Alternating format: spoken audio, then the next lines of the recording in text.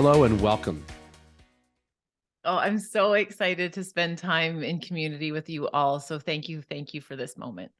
You're very, very, very welcome. So where are you in the world right now? You're at home?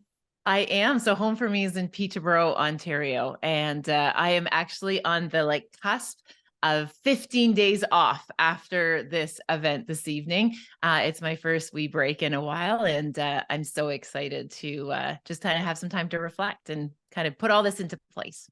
And you and I have talked about this. We talked recently, had a conversation about the fact that it's so important to make sure you do get time off. Yeah. Absolutely. And just the power of disconnecting to reconnecting. And I can share with you, Sue, we've talked about this before as someone so I study resiliency and wellness and understanding stress. And one of the patterns I've actually noticed is as somebody with ADHD, it takes a lot for me to get into my stride, right? It takes a lot for me to get my energy up and then be present and stay focused. So I have a propensity of not slowing down, because when I slow down, I know it's energy for me to ramp back up, and see of kind of keep working, sometimes even past when I probably should pull back a wee bit, just out of that feeling that I don't like what it feels like to slow down and then start back up. But I'm learning. I'm working on it. I'm learning, and I'm excited to. And I've been tapering off, so then that way I can actually be present for my rest and recovery time. Well, you're somebody who is very busy because you have a real desire to serve communities. Yes. And I think that's something is honorable for sure. And I think it also speaks to the fact that we are, as a society, desperately in need of conversations like the ones that you have. And I want to dive right into it. So I have been doing a number of these little daily walks and conversations on Instagram. I call them the daily active movements. And something I've been reflecting on is a lot on my childhood. Through these stories I tell, I reflect on my childhood and lessons I learned growing up, and also lessons I learned working with young people. And the number one thing I'm hearing right now, and it's a lot about what you talk about, is this idea of resiliency. It's like as if it's a brand new word, like it never existed. We've never heard of it before the last 5 years. And I'm wondering but we all know as adults in this conversation that resilience has been a forever thing. Yeah. So where is it and why is it that we are now suddenly focused on trying to find solutions, hacks, tactics to build our resiliency in our young people and in ourselves? Yeah, it's a beautiful question, Stu. And I think the reality is resiliency, it's inherent to our human condition. It's we're hardwired and we're born to be able to find strategies to adapt, that nimbleness that's required. Like we all have it.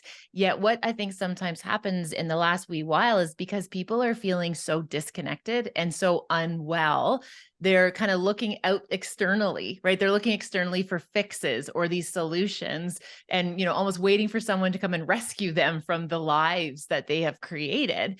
And the reality, when we're talking about what it requires to show up and be bold and brave and be able to navigate our lives, it's actually things that are internal to us. It's things that are within us that we're able to activate to be able to really forge our comebacks when we experience challenge and stressors. So I think a big, almost like a disservice that we've done, and I believe it actually started about 2 decades ago, unfortunately, with some of the research and discussion about grit. And again, I think there's a place for the conversation about grit. Yet I think a big misconception is that when people started to score it and rank it, and people were getting scores like 0 to 5 on grit or like 1 out of 10 on grit, all of a sudden we thought of this as a commodity that we have or we do not have. And the reality is every human being is resilient. The difference is some of the behaviors, Stu, are going to be adaptive and some of them are going to be maladaptive. But people are coping in their lives all the time. Just some of the behaviors that some people pursue are more maladaptive that cause a bit more challenge, and it really hinders their personal growth, while other people find adaptive ways that really heighten the chances for them to be successful. Okay, what's maladaptive? Um, Probably like 2 decades of my life, right? We could just sum it about 2 decades. So maladaptive would be like, for example, I'm exhausted, and instead of recognizing my body symptomology that I need to have a micro nap, 20 minutes, Okay. I'll just throw in 2 coffees and just hide the exhaustion behind that tired and wired feeling, right? So that might be adaptive in some situations. Let's say I have to jump on a stage and I need that energy boost. Yeah, absolutely. I can find it with caffeine. But if I'm neglecting my rest and just finding all these artificial ways to kind of hide it or mask it, that might become maladaptive in the moment. On the far end of the extreme, this is where we see a lot of that stress behavior, Stu, around addictions, around self-harm, around, patterns, that we know that we keep repeating what we don't repair. And some folks get themselves into a lot of challenge. And it's interesting because I think maladaptive is a wee bit in the eye of the beholder. Okay. And I'll give you an example of that. So again, one of the things I've learned about myself is I actually require like monotasking, like deep on task focus work for me to be able to feel as though I can be really productive in the day. Now, I can't always do that with professional work. So I read a lot of fiction. So I might be someone who'll stay up till 3 a.m. reading fiction because I know that actually helps me re-regulate the next day. But if somebody else stays up every night till 3 a.m., that might not serve them. But what I've learned about myself, that does serve me. So those are kind of the ideas about maladaption. Okay, good to know. Okay. So let's go back to a thing I've been thinking about a lot. Yeah. And when I hire speakers to come to events, and we run a number of events, as you know, I always try and find speakers who have had a lived experience. So I don't want to have a speaker talking about risk taking, for example, who's never taken a risk. Because I don't need them just to tell me the stories of other people's risks. I need to know how they've tried, failed, taken risks, and what they've learned from that process, right? How it's built their story.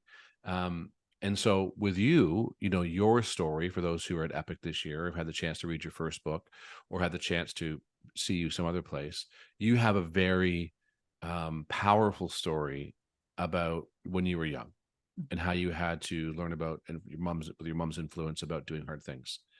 And so that's a very powerful story. So from that story and from that moment, you've got this great example of basically you can base a lot of stuff on that story in your life. And so the reason why I'm saying that is I'm wondering if we are in a place in the world right now that we hope that we can avoid tough situations, but still somehow build resilience.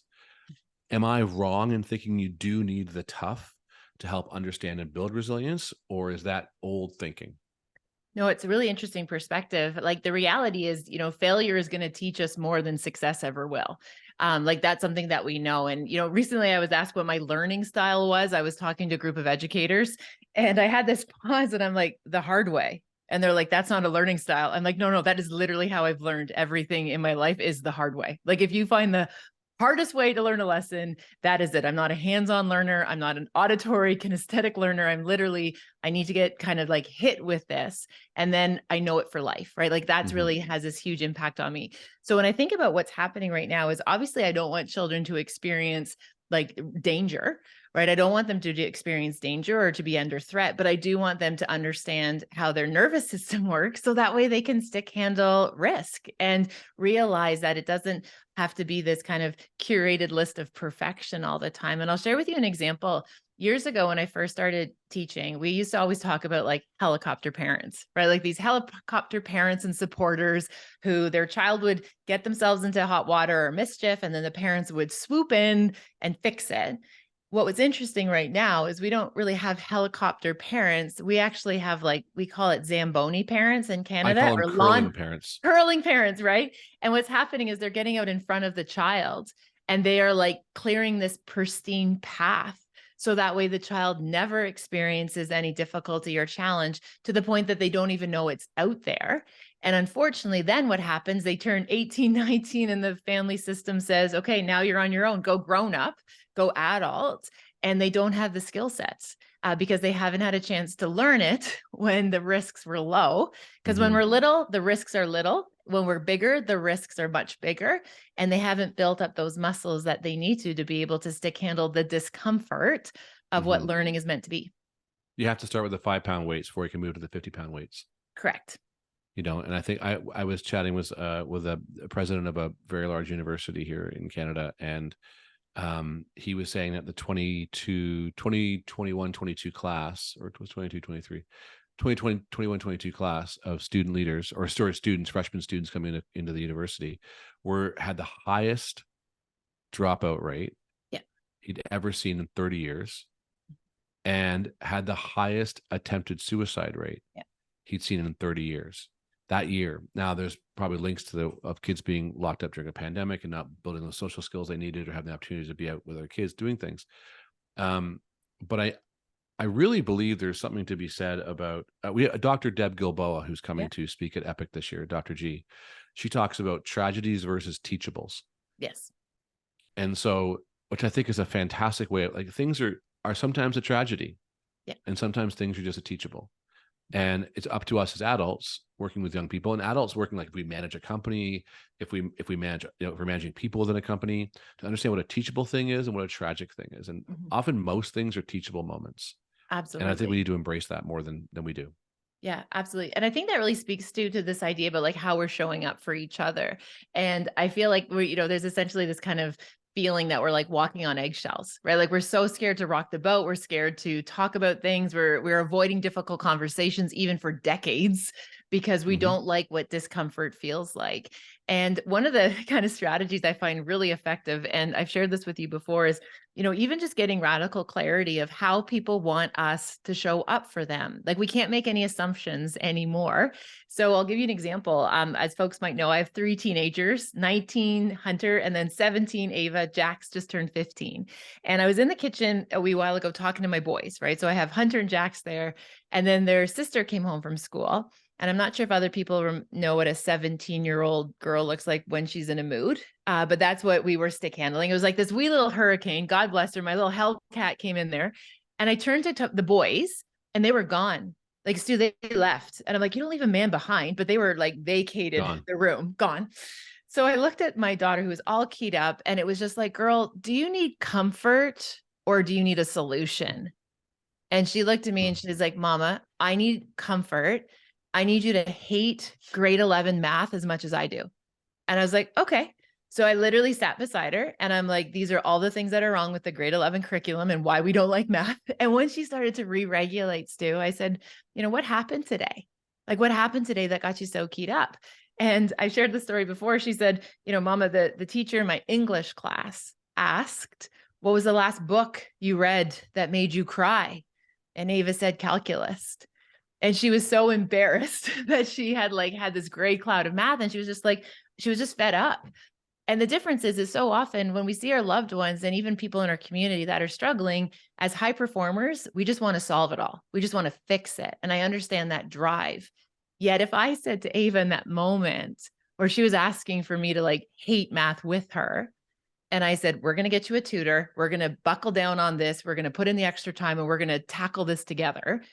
I don't think she would have felt seen. I don't think she would have felt heard and supported.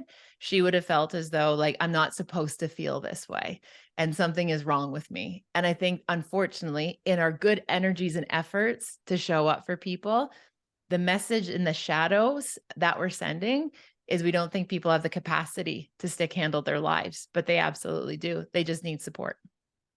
If you're managing people, like, parenting is like managing people, right? Like, as a parent, you've got your 3 kids. I have my 3 kids. Kara's about to have a child. Hopefully she doesn't got to deal with any hard conversations for a while. But it's the same thing with managing people, right? Like, you've got people who work with you, who are maybe, I don't like the word below you, but often that is how the system works. It's the same thing, isn't it? People tonight, they want to be heard. They want to be listened to. Sometimes they don't want and often I don't think we should solve the problems for them. Yeah. Yeah. Oh, I totally agree. And you know what's fascinating about that, Stu? In research we had done with senior leaders across several different industries around the world, we know our groups are depleted. We know our teammates and our people are exhausted and burned out. And so this group of leaders, we were brainstorming strategies that we could do to show up for them and like what they might need. So we generated this pretty robust list. It talked a lot about financial compensation, flexibility, like those were some of the big themes. But when we actually went to the groups and said, okay, what is that one thing that you need leadership to do or to know? Nothing about compensation, nothing about flexibility. The number one ask was to be treated like an adult. The number one thing that people needed from their leader was to be recognized as an adult, which Mm. meant they want to have difficult conversations. They want to be involved in the process. They don't want to be talked down to. They just want to be part of generating and co-creating these work environments. And, and even to one person saying, if you're going to let me go, just let me go. Like if my position's being restructured, just say it's being restructured. Like don't withhold that because you're trying to protect me. Just Mhm. let me manage what I have to do on my end, which I thought was really indicative of kind of the climate of where we're at with our teams. It's almost like resilience goes both ways, right? Like you want your kids to be resilient, but you as the adult has to be resilient enough to have the conversations with your kids that make your voice shake, Yeah. right? I Yeah. that's a line I always heard. I heard a long time. I was talking with my friend Michelle today, who's part of our community, and I was saying like we need to have the conversations that make our voice shake, Mhm. and it's like it's the hardest things in the whole world to do for kids because again you don't want that also includes you don't want to see them hurt, you don't want to see them Yeah. struggle, Yeah. and you don't want to have to you don't sometimes don't know what to say because you're Yeah. not. I have a T-shirt that says I hate conflict, and the back says don't ask me about it. Yeah, I love it. Yeah. So um to have those difficult conversations, I can share with you, having worked with adolescents, and I know you have vast wisdom and experience working with adolescents. One of the biggest takeaways that we've seen when we're trying to support and facilitate difficult conversations is the notion of the ear to ear conversation. Nobody wants to have eye contact when we're talking about awkward and difficult things. Nobody wants eye contact, despite every book on communication that says make deep, awkward eye contact, lean in and look interested. Yet if you walk beside someone or sit beside them, whether it be in a car, whether it be on the bus, whether it be on a bench, and be like, hey, this is something that I'm thinking about, or this is something that I want to talk about. And that ear to ear conversation, when we're both looking ahead or we're both looking at something on the screen or on the table, it makes a world of difference to deactivate that nervous system that says this is threatening. And people are mhm. more open to have these conversations. It's hard, but yeah. Sarah Yeah. says that car rides with teens are the best time to have I those conversations. And that is so true. By the way, if you do have a question or comment, please throw it in the chat box. I do have a couple questions here that people Okay. has sent in beforehand, and I really, excuse me, I don't want to hog all of your time because you and I'm lucky enough to have conversations with you often. So, and I'm very grateful for that. Um, so here is a great question: how can we ask for help when we're suffocating under an avalanche of noise? Wow, What a that's a big, that's a big question. yeah. And I So, think before you answer that, yeah. I do want you to somewhere in the back of your brain. Um, I want to wrap it when we do wrap this up tonight. I want you to be able to give us a couple of, and I don't want to say hacks, but some Yeah. tactics that we as adults can maybe help ourselves in times of when we need resilience, and also how we can help others when we're trying to teach that resilience or help them with it. Yeah. So anyway, Okay. sorry. So the question again is, how can we ask for help when we're suffocating under an avalanche of noise? Okay. So my first gentle invitation is we have to minimize the blast radius. Okay. So it's literally like we have to, if we're feeling overwhelmed, we have to stop. And often what happens is we have this frantic energy where it feels urgent. It feels like everything has to get solved. We have to try and find the solution. I just want us to stop and minimize the blast radius, because usually when we're in that place of like fretting, is not often where we make our best choices. It's really desperate kind of behaviors and usually leans towards those maladaptive ones. So just minimize the blast radius, hit pause. So, take that day off work, call in, say no, like actually just stop and slow down.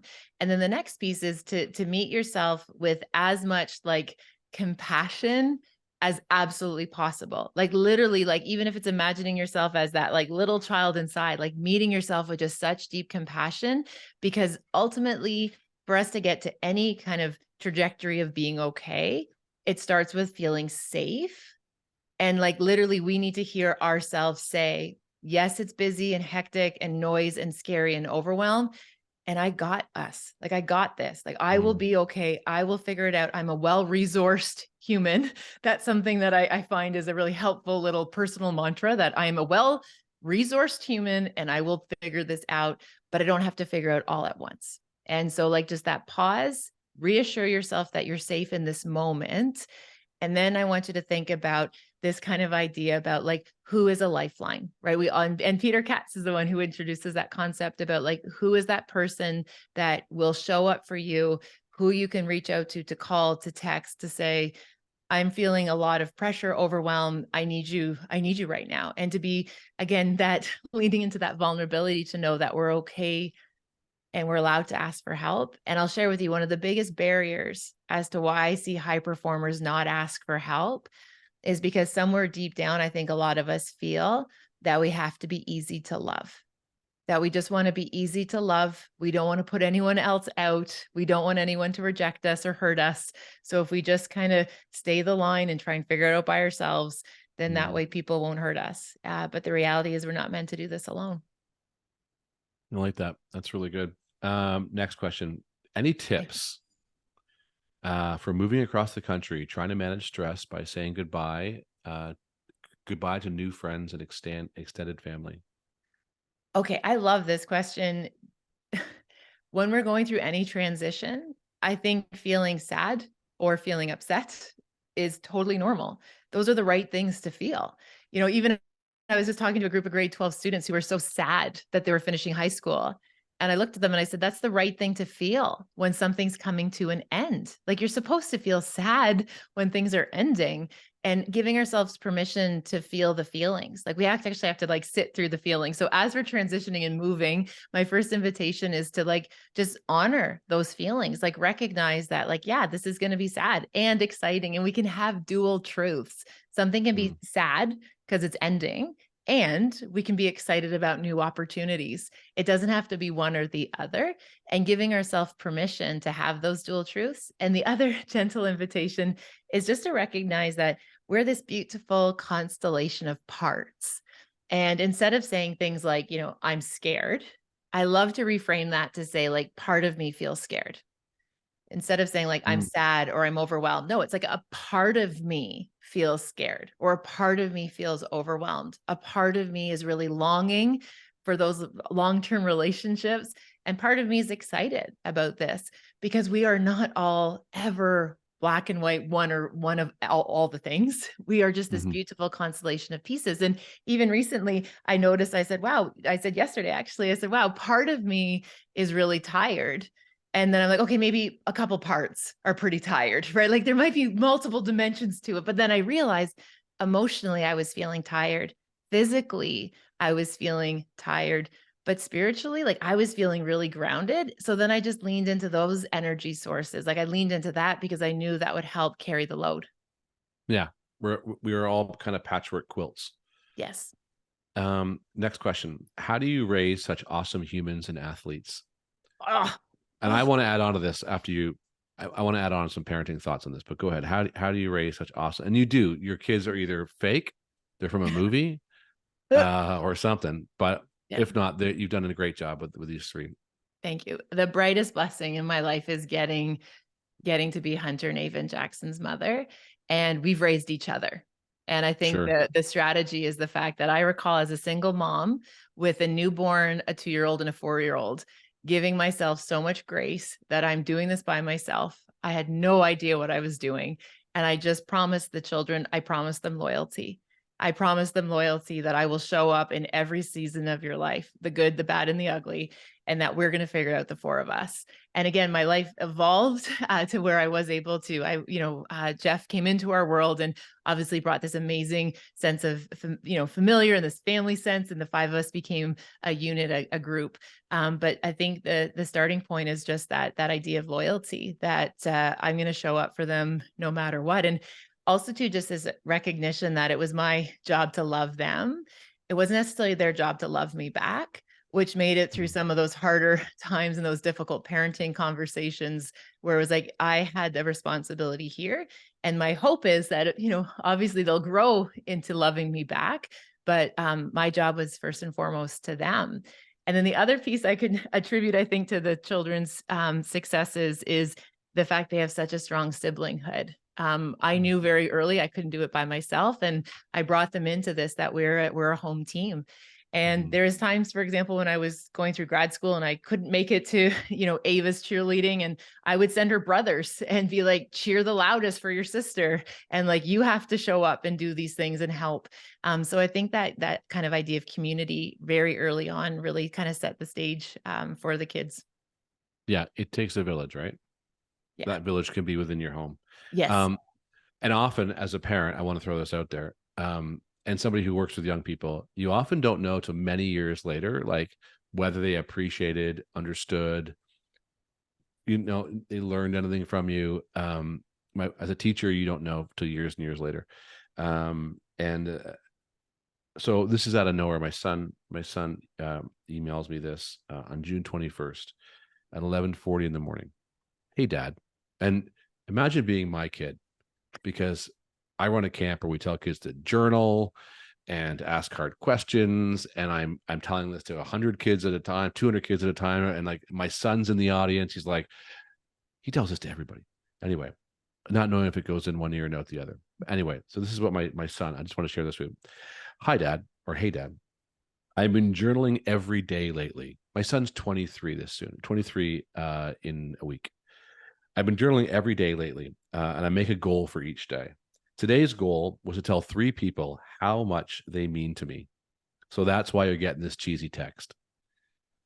My childhood was more than good. It was great. I had the privilege of having great parents and a loving home. I used to believe that having those things were just a given, but as I've grown up a bit, I've learned that's rarer than we'd think. I know that you didn't get to see us as much as you wanted. That must have sucked for you because it sucked for me. And I think it may have had a negative impact on me for a while. But I also know that you had a love for me, and that was a huge part of my childhood was so great was because of you. You motivated me, you pushed me to my limits, you taught me how to be a person that heals the world. Then he does a really weird quote from Hacksaw Ridge, the movie, and he ends up by saying, "You've helped me more.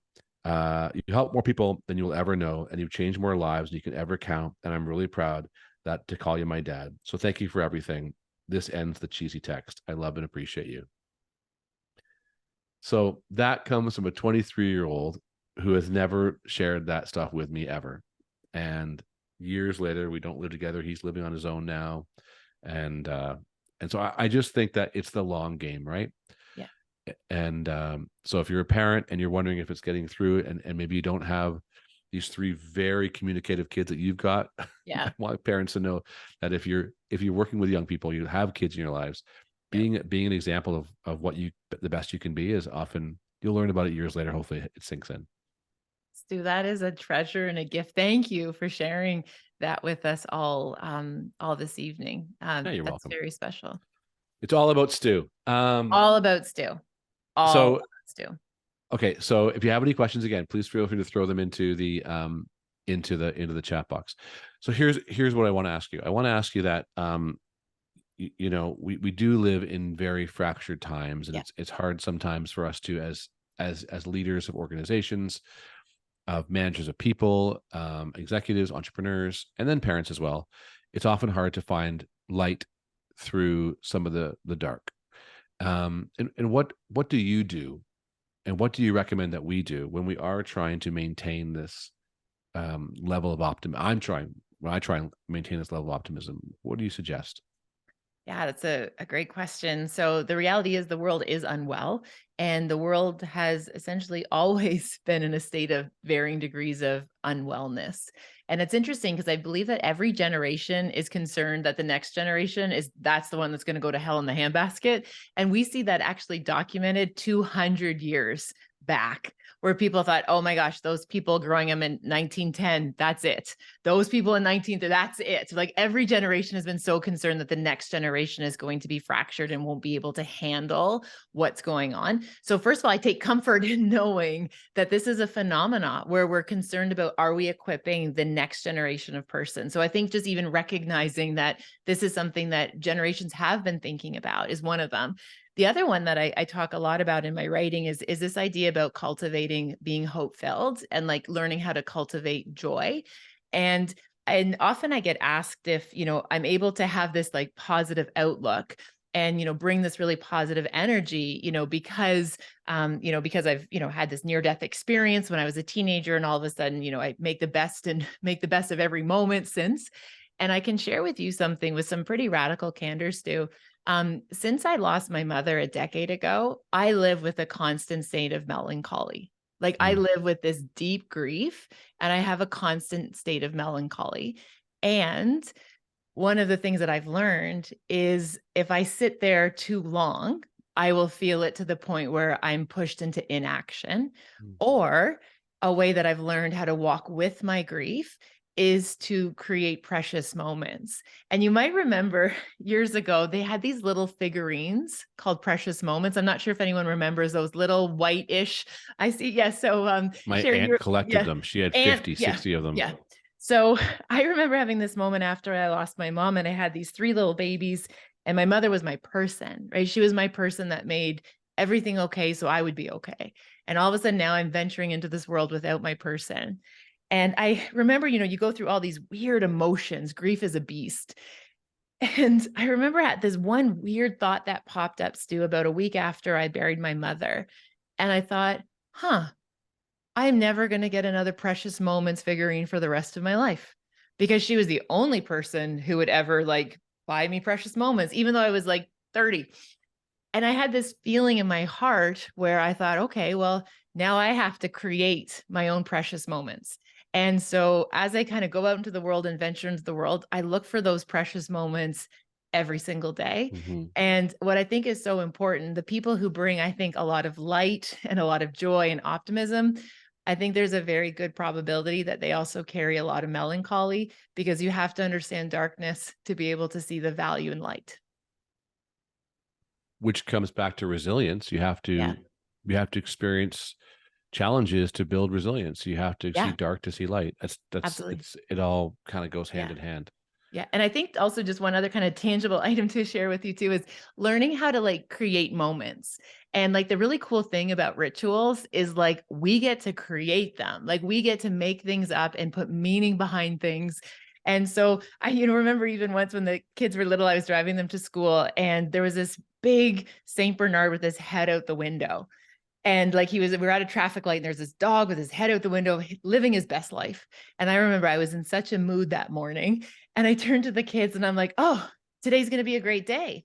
And the kids are like, well, how do you know? I'm like, because we just saw a dog's head out the window. And I'm like, if you see a dog with his head out the window, that's a sign that today you're going to have a really great day. And it literally was just this passing moment. 19 years old, my oldest, 17, 15, they still, if they ever see a dog with their head out the window, they're like, oh, today's going to be a great day. Right? We just created a ritual. And again, it was just that little micro moment. Another one I could share with you just briefly. Jackson said to me the other day, he goes, Mama, you're the only person I know who says grace over coffee. And I was like, dude, I don't say grace over coffee. Like we say grace at meals because that's what we practice. But I'm like, I don't say grace over coffee. He's like, Mama, every time you get a coffee, you like hold it reverently and you like pause what you're doing. And then all of a sudden you smile and then go back on your day. And I'm like, oh, I said, Jax, I'm not saying grace. I said, I have this habit stacking trick where every time I get a hot coffee, I just say, what are 3 new things that I'm grateful for that are happening in this moment? And then Jackson said, isn't that grace? So maybe I do say grace over my coffee, Stu, but it's the idea of creating those little rituals and making meaning. I love that. Yeah. And that is grace. You're right. Grace is just being grateful. Yeah. Thanking the universe, thanking whoever, thanking whatever. Yeah. For whatever you're about to eat or have or being together. That's what great grace is. The Latin root of grateful. I made that up. That's not true. I love that. I say but yes. I want it to be true. I want to be like, how does he know that? I love it. Fluent in Latin. Um, You're beautiful. I've been doing this thing lately for me because I have been struggling with some things, and we're not talking about that right now. But to find gratitude in my journey, where I've been in business for 32 years, and is I'm doing this thing called reverse pebble drops. Okay. And so I'm gonna copyright this. I'm not, but reverse pebble drops are, people say they drop the pebble and then the ripple effect Yeah. of what happens, right? So often as adults we can go, oh, that's where that happened. But if as we're the other way is think about where we are and then reverse the ripples back and find the pebble that dropped, Yeah. that started it all, right? And Mhm. so I have been reflecting so much lately on these walks and these little talks I do, and then in my journaling, of trying to figure out, like, where did it all begin? Like, where Yeah. did I become the person who wanted to be an entrepreneur, to be a Mhm. speaker, to be a camp leader, to be a camp owner, to be a, like, where did all that begin? Right. And the deeper I dive into this, the more people I see that were influences that I have forgotten. Yeah. Um, and I have attached big moments to why I think I've done things, but often I'm finding these tiny, tiny pebbles that go further back. Which, when I do this, there's a point to all this point in the story. When I do this, Mhm. I start realizing I have this incredible, like, baseball team of supporters for the last 53 years of my life that have been dropping pebbles in the stew pond, Mm. and these ripples are going to the butterfly effect of my little stew pond. Mhm. And so I'm desperately trying to create this reverse ripple idea that if we stop and think about where we are now and then go back and back and back and back and back, Mhm. from the boulder to the smaller rock to the Yeah. pebble, Yeah. who is it that was the first person or the first influence, the first supporter? And when you do that, I start realizing, holy smokes, am I ever like, I I must be the most lucky person on the Yeah. planet to have 30 people who've been throwing pebbles in my lake.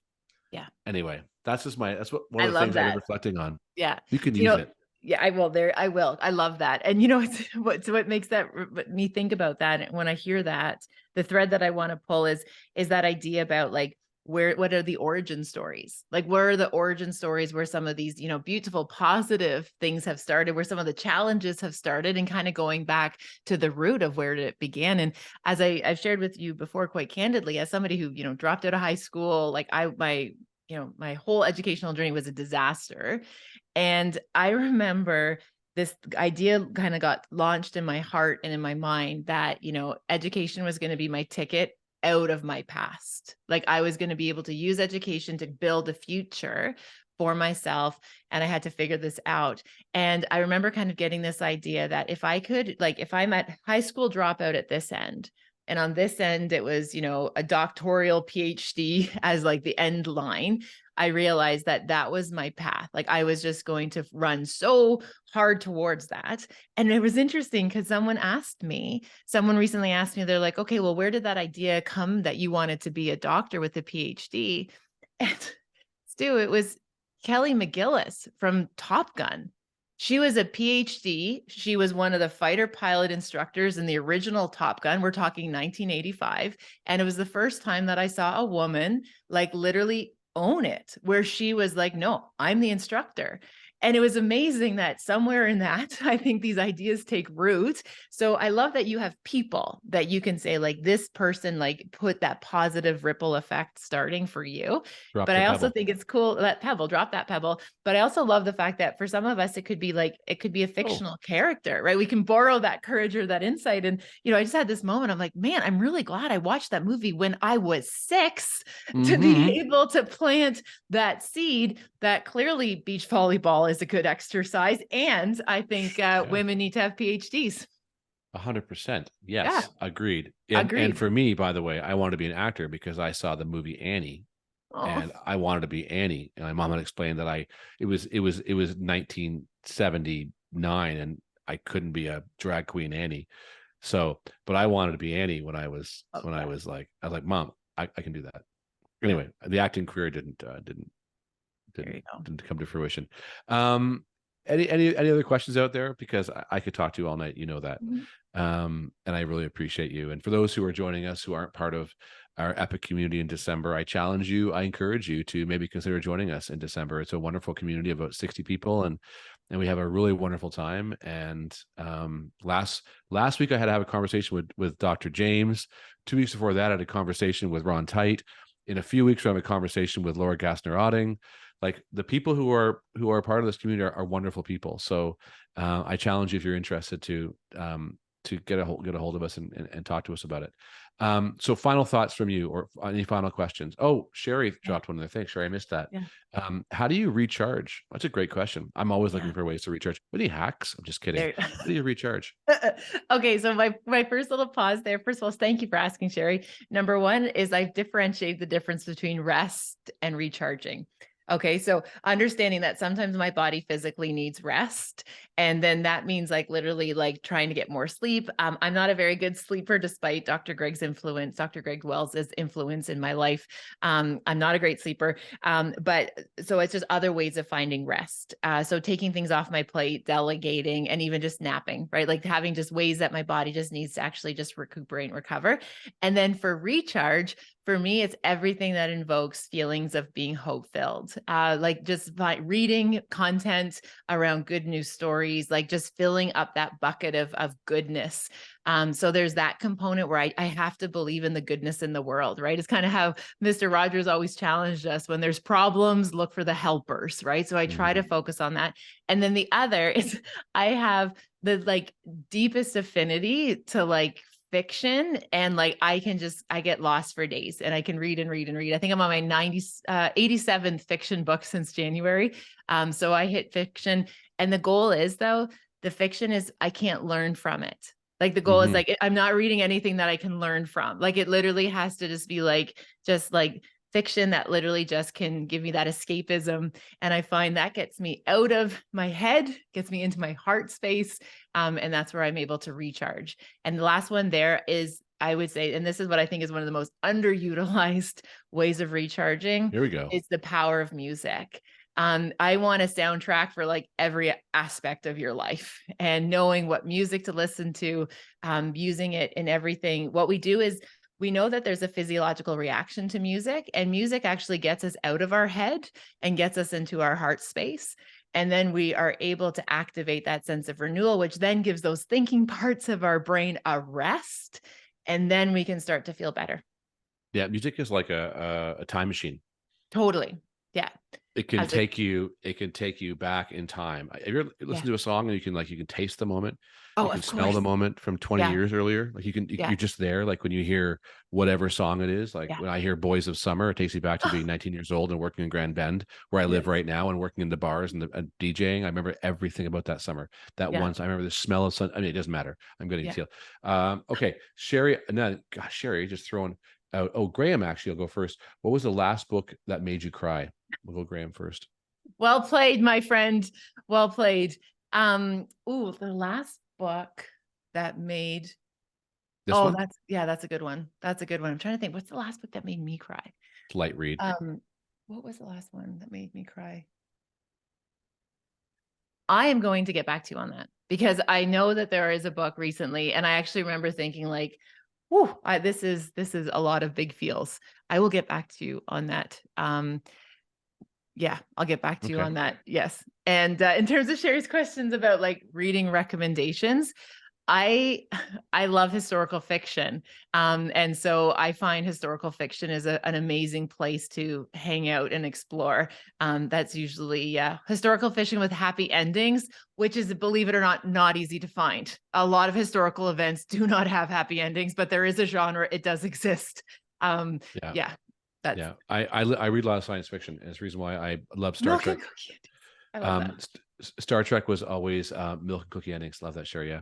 Star Trek was great because the idea Gene Roddenberry had was that it was to show the future and that had hope, and that was his whole point, right? And that was when he created Star Trek, was like, in the future, he was the first person to put a woman to an officers. He was the first person to put a person of color as an officer. He was the first person to have interracial kisses. He was the first person to all these things he did, because he wanted us to believe that in the future we would be better people. And that's why I grew up watching a lot of Star Trek, thinking like, well, in the future it's going to get better. Yeah. And so now we're in that future. But Yeah. milk and cookie endings. That's really, I love that, by the way, Shara. It's really great. I did actually look at the title of the book while you're there, because I Oh, did want to okay. answer that question, if that's okay, Graham.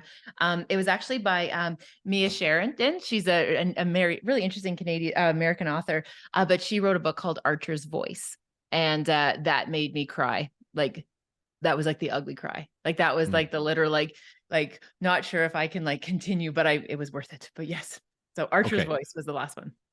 Archer's Voice. Yeah. Got it. That's not a Okay. recommendation per se. It's literally, that was just the last book. It was beautiful, but it made me cry. All right. So Leslie asks, Leslie, I don't know who you are, and I love this question. So this is great. Any suggestions on setting boundaries? Oh, Leslie, that's a beautiful question. That's what I know. Yeah. So first of all, with boundaries, okay, I kind of like, there's kind of two ways that I would pull on these threads. First of all, I think of boundaries not as ways of keeping people out. I think about it more as like, who has access, like who are we letting in? So, the example we kind of think about is like, if you imagine your little fortress, it's like, who do you drop the drawbridge for? And then who and when do you like put that drawbridge back up and say, no, we're actually going to just kind of look after ourselves in the moment. So again, just kind of getting really clear around like who has access and when do people have access to us. To me, I find that a wee bit easier than like thinking of boundaries as these external walls keeping people out, even though that's similar. I think there's a nuance there. The other one that I find that helps when we're talking about setting boundaries is thinking about our non-negotiables, because that allows for just a little bit more flexibility. So for example, I don't think it's realistic to say like, oh, I won't check my emails on the weekend, because maybe checking your email on Sunday night gives you just a little bit of peace going into work on Monday that tames the Sunday scaries. So you just kind of have an idea of like, what am I going into on Monday? So saying like, I don't check email in the evening might not actually serve us. And anytime we don't follow through, what happens is that really impacts our belief, or what we call our efficacy, that we're able to do what we say we're going to do. And anytime we breach one of those boundaries, we feel guilty. So I like to use non-negotiables. And I'll give you an example. A non-negotiable in our house that we use is there's no tech in the kitchen. So it's just the one place in the house, you can have a conversation with someone and there won't be a cell phone. And so if I have to make a work call, then I'll actually physically go to another room in the house, because the kitchen is just that space where people are here to show up.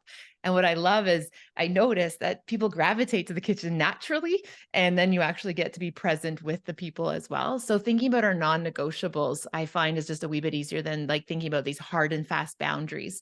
Because if we think about how many like promises that we've broken to ourselves, right? Like that kind of idea, like, oh, I won't do this, or I shouldn't do that, or I won't do that. And then we do it. That actually starts to impact our relationship with ourselves. And what's interesting is, I don't know how many of us have practices where we do our own like relationship repair, where we actually work with ourselves to be like, oh, you know what? I kind of let myself down there, or, hey, I kind of was a little hard on myself there. And I think unless we have a pretty solid relationship repair practice, we want to be careful how we use our boundaries. I love it. It's brilliant. It's brilliant. Thanks. It's brilliant. Nora, this sounds like you have maybe a quick answer to this, but Nora, I bet you get way more answers at Epic in December. But here's a question that Nora's asking: any tips on decision making? Oh, I love this. With decision making, make invisible visible. Okay, so we can go around these mazes, these labyrinths in our minds when it comes to decision making. And this is where all our creative thinking comes. So we can create these wild, complex situations. But as soon as we make that invisible visible by writing it down, putting it on a whiteboard, putting it on a Post-it note, talking with it, decisions, we get a lot more clarity. So kind of asking yourself like, okay, how do I get clarity? And we can get that by making the invisible visible, by actually like mapping it out. The other one, I think that's really important with decision making is like, essentially, if we know what our values are, right? If we know what our values are, just asking ourselves whether or not that is going to help or hinder us being able to be present and aligned in our values. And I'll give you a really, really quick example. I remember when I was working at the university, it was being restructured, and the university said, you're going to have to make some decisions on like where you're going to go in these new roles.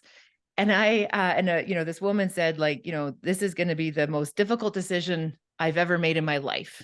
And she said, Robyne, isn't this the most difficult decision you have ever made in your life? And I looked at the woman, I said, well, it's not really going to impact my kids. So this isn't a difficult decision, right? Like it's not going to impact my kids because my kids were my barometer. And I remember she was really offended because she was like, no, this is a really big deal. And, and I'm like, but no, I reserve the most difficult decisions I've ever had to make when I'm responsible for the life of other people. This is something that's going to impact me. I'm going to figure it out. So again, making the invisible visible and just having it align with your values, I find really helpful with decision making. That makes so much sense. Mm-hmm. How does it affect that? What matters most to you? Yeah. Or who matters most to you? Yeah. That's fantastic. Well, everybody, I think we're going to wrap it up. It's 8 o'clock almost, and it's been a great, great conversation. Thank you, everybody, for taking the risk. I would say taking the risk and taking the time to come and join us. Yeah. And I hope you found it valuable. I sure did. Yeah, that's it. And we will see you in December, Robyne.